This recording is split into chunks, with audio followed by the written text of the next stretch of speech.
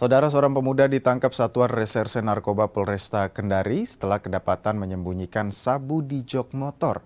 Pelaku diketahui hendak mengedarkan barang haram tersebut di kota Kendari.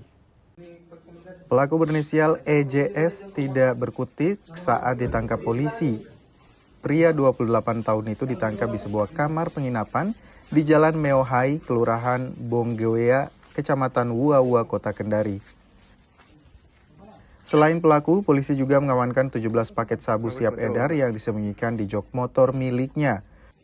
Pelaku mengedarkan sabu dengan sistem tempel dan mendapat untung 3 juta rupiah. Kami bersama tim melakukan lidik dan ditemukan tersangka posisi pada saat di parkiran kendaraan. Setelah itu kami cek, ternyata ada barang dia simpan dalam jok motor. Target ini berada posisinya memang orang dari luar kota. Dia transaksinya memang antar kabupaten juga dia. Setelah kita panggil Pak RT, dilakukan penggeledahan, ditemukanlah dalam bungkusan tas hitam 17 paket sabu siap edar.